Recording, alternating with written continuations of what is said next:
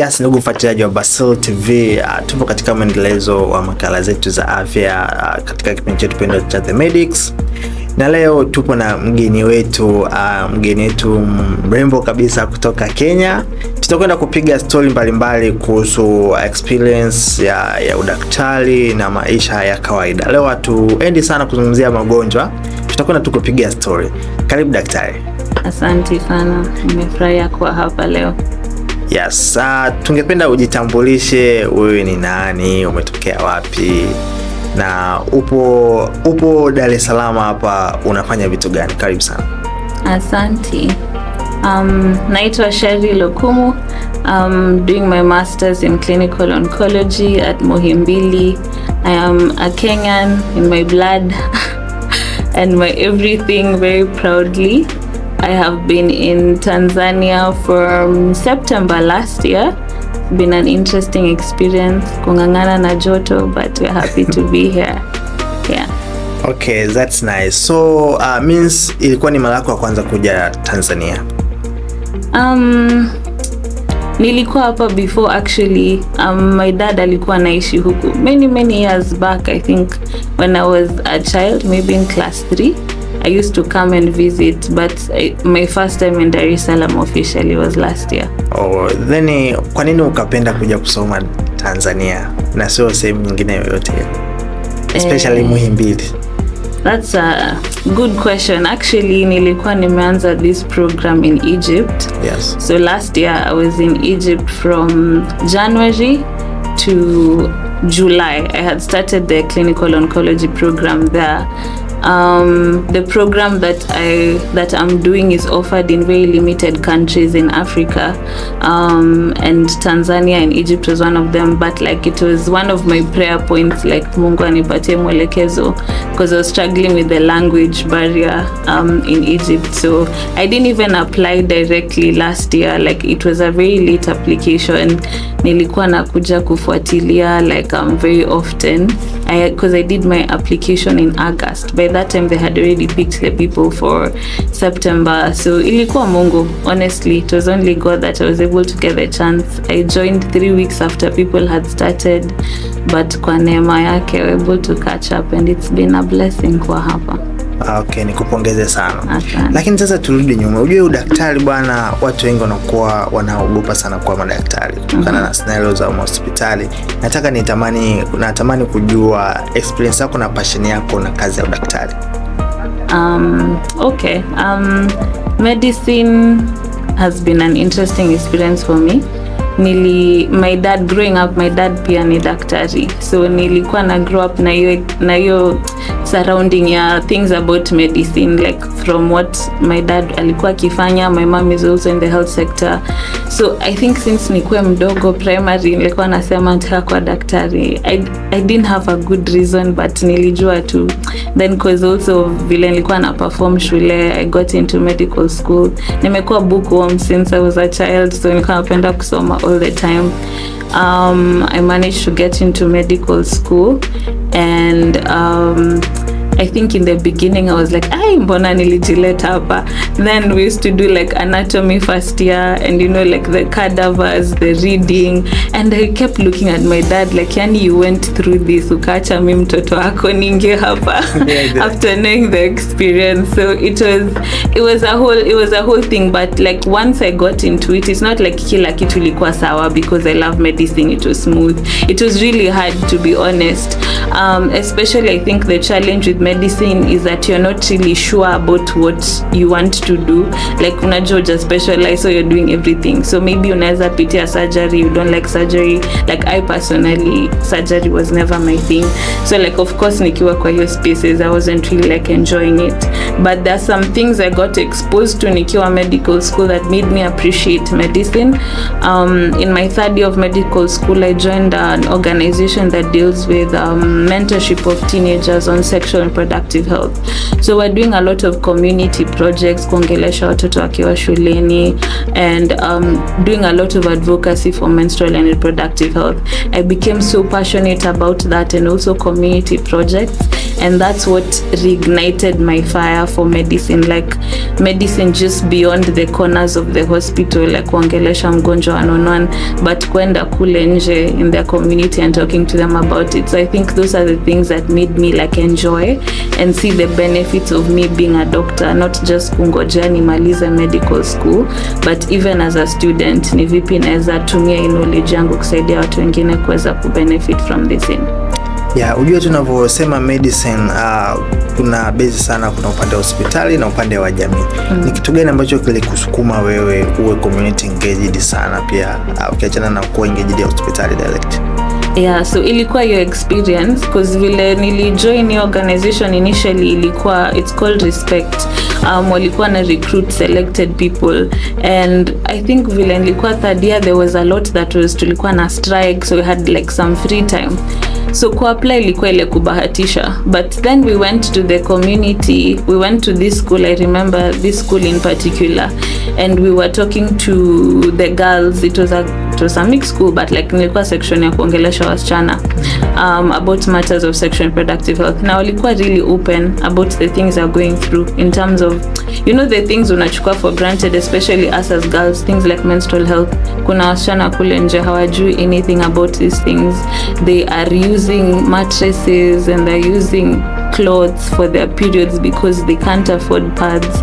And I began to appreciate what they saying knowledge is power is. Like the knowledge we have tunapuuza sana. Kuna watu wengine kule nje hawajui, ndiposa anapata mashida mingi kwa sababu they don't know that this thing inaniumiza kimwili, kiafya, because no one is talking to them about it. So after sitting down and talking to these girls, them being open about the problems, understanding their bodies, mbona sijapata periods, mbona boobs zangu hazijagrow kwanza, it made me interested because I felt like I'm comfortable speaking to them about this. So pia mimi nikaanzisha organization yangu, and we started doing some things here and there, now focusing on other things kama cerebral palsy, mbona wazazi wanafikiria watoto wamerogwa, instead of understanding what are these conditions and what can we do about it. It also became such a icebreaker for me, like your stress ya shule, niko ward kila saa na kusoma, but nikiwa kwa community I was feeling so happy and fulfilled because I was engaging with people. I felt like I was contributing more actively than kukua darasani. Okay, hapo umenena vizuri sana. Sasa tunatamani kujua pia ni experience gani mbaya ambayo ushakutana nayo katika mambo yako hayo advocacy, lakini pia ukiwa hospitali? Okay. I think advocacy main challenge imekuwa funding, of course, like ukifanya projects, fedha za kusaidia kukuza project ama kufanya ina ile, but otherwise imekuwa sawa, neema ya Mungu. For hospital work, I think for me now, after I finished my internship, because the whole of med school vile tumesema ni general, internship ilikuwa another crazy experience. It was really hard. Nilikuwa like, hey, medicine itengeneza kutumiza. Anyway, but after internship, I started working, and I worked in a cancer hospital for like a bit over a year. It was my first time working in the cancer space. Before nilikuwa nafikiria oncology ni like lazima ukue mwerevu sana ndio ufanye oncology, because how do you understand cancer, how do you treat cancer? It can be anywhere in your body. So when I first started working in the cancer hospital, it was a new experience for me, but I absolutely loved it because of the same reasons zenye napenda ya community, kuweza kuengage watu. I appreciated the work, and of course oncology is very emotionally straining juu naongea na watu wako na burden kubwa, but the challenges zimekuwa mostly just being able to support kupoteza wagonjwa, because most of our patients unfortunately end up passing on. So just losing patients who have become friends, and yeah, you know, that's been the negative side of the experience, but in all I think who specialize has made me appreciate and love medicine more than zile hustles za obstetrics, juu naitwa CS every 10 minutes, haulali, haujielewi. So yeah, kuna usemi unasema kwamba baada ya Mungu daktari. Ushakusikia Ndio naisikia leo. Yeah, God heals, lakini pia madaktari wana health, ndio? Sasa tunataka tujue influence ya career yako na imani yako. Okay, sawa. That's a good question actually. I believe at the end of the day, especially being in the cancer space, is one thing I've learned. It's only God, honestly, to be honest. I know we do the medicine, we study, and me hospital in Lekwana work, we used to say we treat but God heals. Yeah. Yes.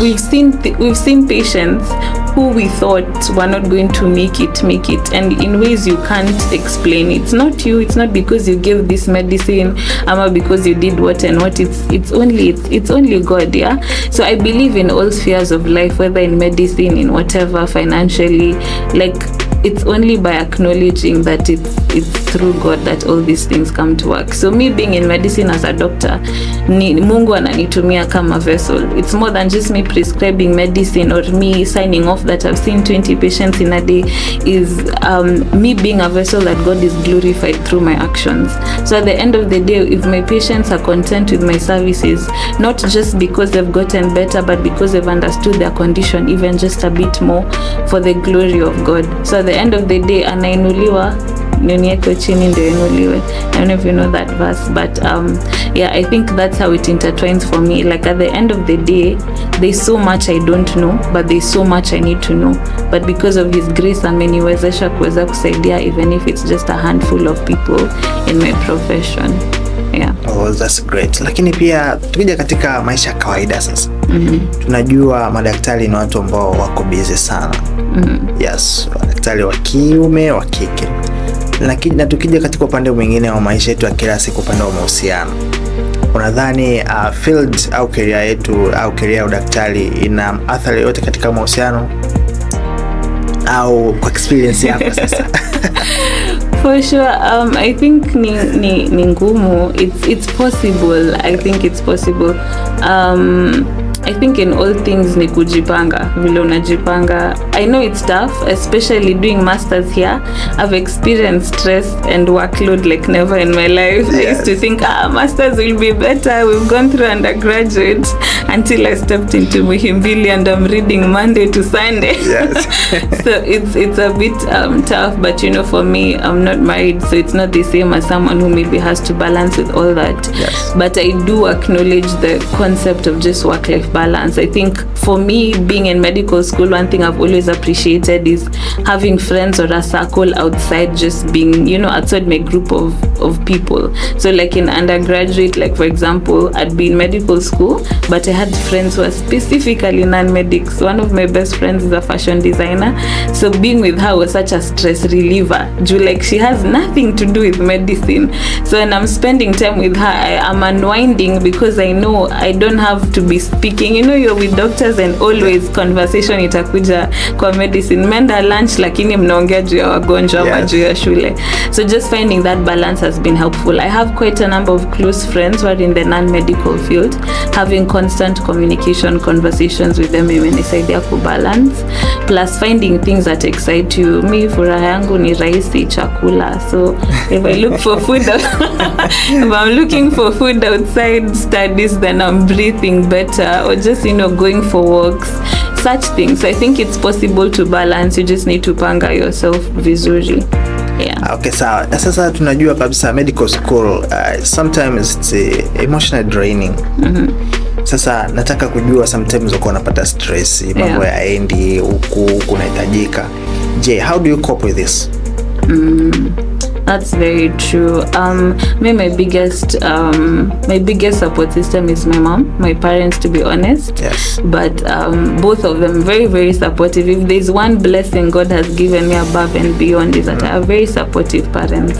Even at my age, my mother and I talk every day, and like I'm stressed, I know she's praying for me. Yes. So that's she cleared me like nothing. And you know, you think this is hard, but like when I was doing my studies, like now I'm outside and I was dealing with being in a new country, being in a place where people are not speaking the language. Hata hapa ni Kiswahili, maybe I don't know Swahili vizuri, but imagine a language that you've never ever had before. It was so hard emotionally, physically. I was all sorts of stressed and depressed, but like my mom was calling me 3 times a day. Ilikuwa ka prescription, asubuhi, lunch, usiku, uko sawa, umekula, you know.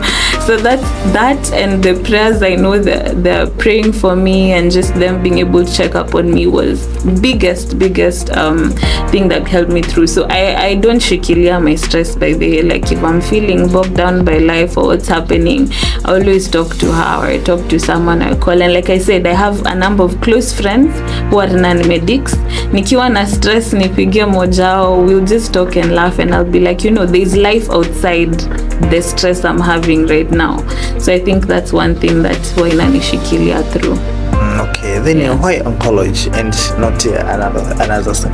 Yeah, I think like I said before, oncology had been a thought back when I was in undergrad, but not an active thought. Jumi nilikuwa nafikiria oncology has to be for really smart people. Yes. I know I'm smart, but kuna ile kiwango you know, like ndio je. But vile nilimaliza internship nikapata kazi, you know, at that time when we were applying there was like scarcity of jobs, so ilikuwa like where you get a job you're lucky you do it. So I remember one of the first job offers nilipata ilikuwa ya obstetrics. Nikasema aki Mungu hapana, I know I need a job, but this is not this is not for me. So I ended up finding the job in the cancer center by chance, and I started working there. And one of the things that I absolutely loved with it is I felt like I really connected with the patients in terms of just educating them on what's happening on their condition, the treatment we're offering, etc.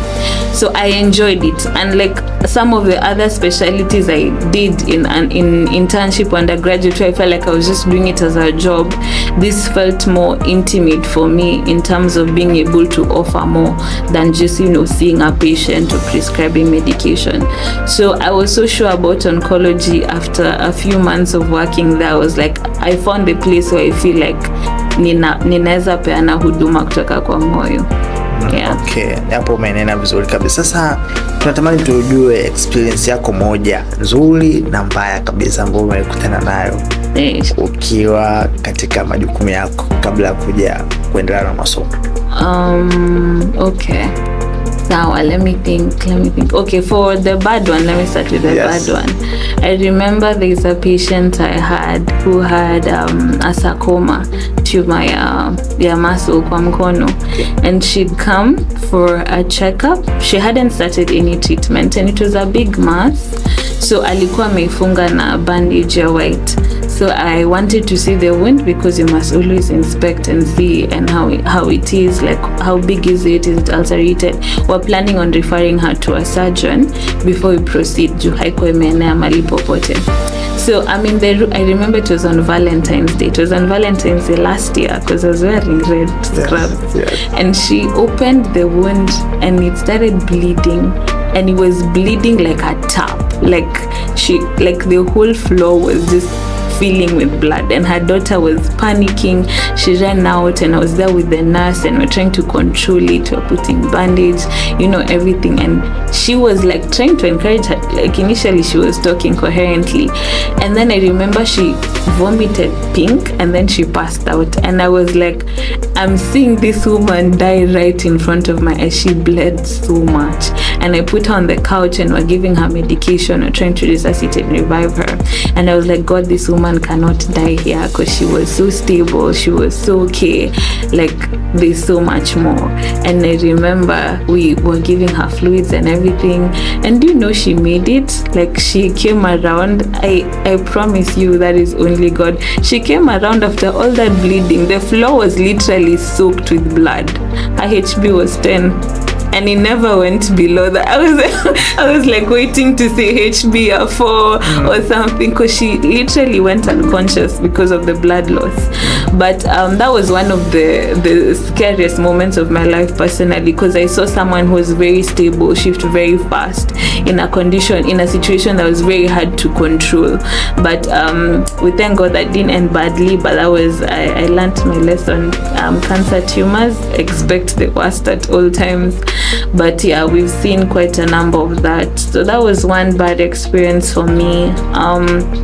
The good ones have been seeing the positive cases, like where you're following up a patient, and I know patients who've been on follow-up for treatment for cancer, even breast, for years. It's such an encouragement, because most of the time tuko na hiyo mindset, mtu akiwa na cancer hiyo ndio mwisho, like hiyo inamaanisha utakufa. But there are the positive cases that we use to encourage other patients. I've seen patients coming in very scared about what's going to happen, but I've seen patients become friends with each other na wanatembea pamoja, wana encourage one another. That gives me a lot of hope and reassurance that tunatoa hiyo myth ya cancer lazima iwe inafuatanishwa na kifo. Like there is hope, you can still live life for several years as long as you're on follow up and all things are working out okay. Okay, yeah. That's nice response. Sasa tuseme kutokana na experience yako ya udaktari sasa, ni vitu gani viwili unaona kabisa wewe uweze kuvifanya maishani mwako utakuja kuvifanya? Like what? Whatever. Kwa sababu kuna mtu unakuta labda ni daktari wa, tuseme ni daktari wa masikio, anasema mimi sitakuja kutumia kijiti kuingiza au kuingia katika sikio langu. Hii ni kutokana na experience ambazo amekutana nazo katika kesi zake. Sasa na wewe pia najua najua kuna vitu ambavyo umeshajiambia kabisa you will never come and do it. And also you will just want you want advice any person to do those things. Just to. Because of the risk of getting cancer. No, it's whatever. Hey. Unajua sasa shida ni kila kitu nowadays like a risk for cancer. So honestly, I'm laughing because I feel like doctors are like the worst sort of patients. Yes. Like the things I tell my patients not to do because I know it's not good for them. Yes. Honestly, I do them. But I know among those things that you tell a patient, there are those which you commonly tell people, don't do this. Yeah. Yes. That I don't do. Okay, I'll say an easy one. I don't smoke. I'll never smoke. You don't smoke, you never smoke. Yeah. That's fast. 2, I don't drink alcohol. Never have, never will. You never drink. Yes. So just I said 2. You said 2. Yeah. Yeah, sure. Yeah. Sasa hapo inakuwa imefikisha ujumbe kabisa kwamba hivi vitu ni hatari. Na ni hatari kutokana na experience yako. Sasa unawaambia nini wasikilizaji ambao wanatufuatilia, watu ambao sio medical personnel, watu wa kawaida? Nikikwambia uweze kuwashauri vitu 4 kuhusu afya, what will you advise them? Okay, I think one of the things I would say ni muhimu sana kujielewa your body. Yeah. I feel like a lot of the times tunaona mabadiliko kwa mwili but tunapuuza. I'll say this even from the perspective of even us as doctors. There are so many things that happen but we are so busy, or as long as haina uchungu ni sawa. So you see a lump somewhere or a new thing na unasema hii imekuwa kwa muda. We take so long before we go to the hospital, and I feel like that's one of the biggest downfalls of many people. And like to kwe more keen, like let's be curious about ourselves, not just curious ile naenda Google hii pimple imekaa hapa 2 years, inaweza kwa ni like being active about doing something about it. So that's one. And then 2, let's also be interested in being knowledgeable. Like tunaenda hospitali wakati mwingi tunaona maybe wagonjwa ni wengi, we're being told something by daktari but hatuulizi swali. Sometimes maybe tunaogopa daktari alikuwa amenikunjia uso anakaa mkali. But like ask questions. You paid for the service, ask. Yes. Unapata mgonjwa anatumia dawa, namuuliza dawa nini, sijui daktari alinipea.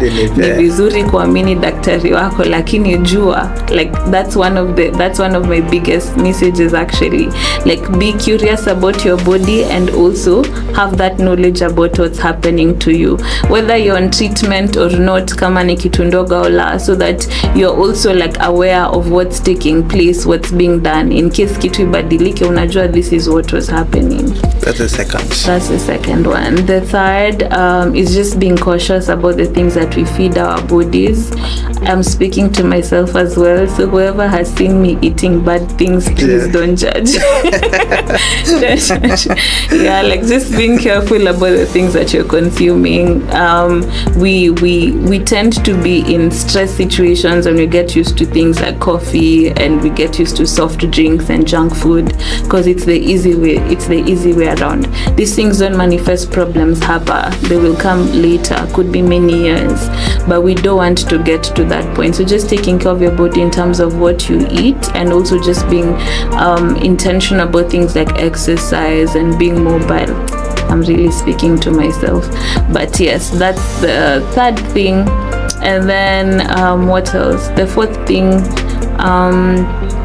I think in all things put God first. Like the fact that you've gotten maybe this, I'm now speaking to people who are already in the space wenye they've already gotten the ugonjwa. It's not the end until it's the end, and God is very intentional about seeing us through whatever situations we're in life. So even if it looks bad right now, it's not the end until it's the end. Like neema ya Mungu is so big, anatupenda sana. No matter how bad things look like right now, it doesn't take away his love for us. So just being that pillar of hope for yourself and for those people around you who are undergoing different conditions. And it doesn't have to be cancer, it could be things like diabetes and hypertension, because we take those things as kawaida things, you know, like niko na diabetes, niko na hypertension, nameza dawa kila siku.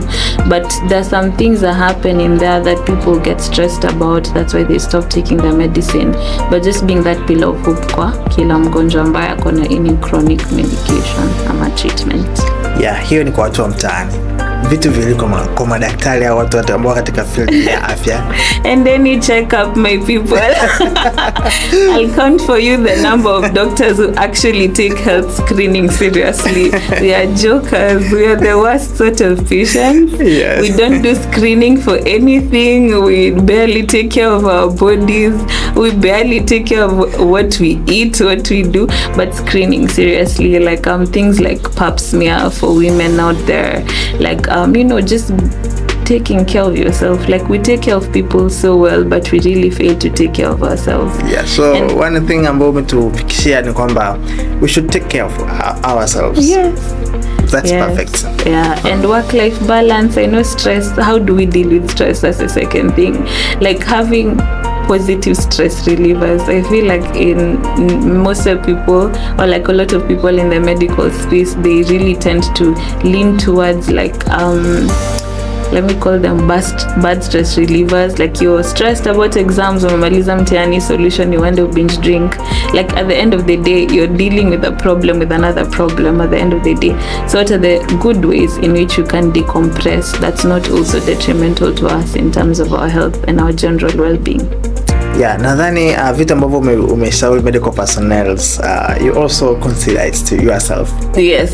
Yeah, that's perfect. Yes. Then kwa kumalizia hapo sasa, tungependa tupatie, I know like umetuambia kwamba wewe ni mtu ambaye una imani sana.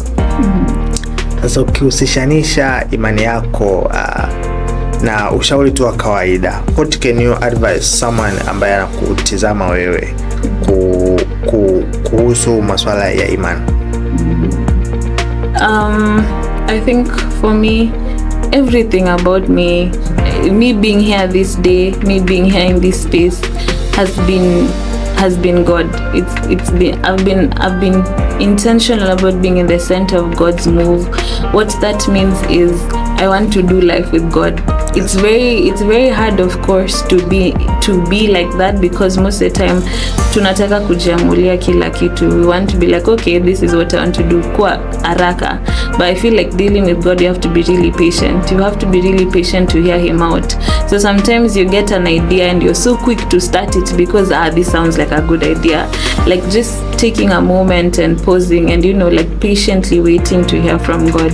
It sounds crazy because most people will be like, oh, I've never had God speak to me, but he does speak through his word, through other people. He speaks directly.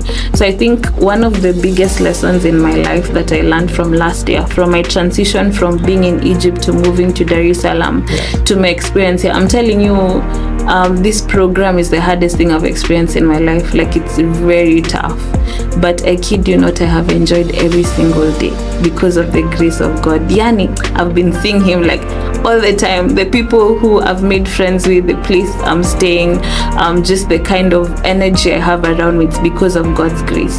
The beauty of being at the center of God's move is not that it makes things easy, but it makes it so much peaceful. Like, uko na peace kila wakati kwa sababu God is working. We've been doing exams that have been crazy hard, but I'm telling you for sure, by God's grace, I believe it's gonna be fine. So my message would be just to be at the center of God's move and being intentional about letting him guide you and direct you, because it gives you so much peace at the end of the day. Wow, thank you. That's perfect. Yeah, nadhani umeweza kupata mambo mengi sana kutoka kwa daktari hapa. Tumeweza kuona namna gani maisha yetu ya kazi au maisha ya kazi yanavyokuwa na uhusiano moja kwa moja na maisha yetu ya kila siku. Usikose kufuatilia katika vipindi vyetu vya Basel TV kuweza kuona namna mbalimbali ambapo tunaweza kufanya stories, make stories na watu ambao wapo katika field ya afya. Kwa kumalizia, una neno gani la mwisho kwa watazamaji wetu la kuaga? Okay, yes. I pray for God's peace upon every person who is listening, that his love will be manifest for you guys as we continue to do life pamoja, kujaribu kuelewa this and that, our health, and outside of that, tuwe na umoja as a community. Let's build each other up in the ways that we can. Yeah. Wow, that's perfect. Hadi wakati mwingine, ulikuwa na mtangazaji wako Basil Emmanuel. Usikose kuendelea kufuatilia vipindi vyetu vinavyokuja. Bye.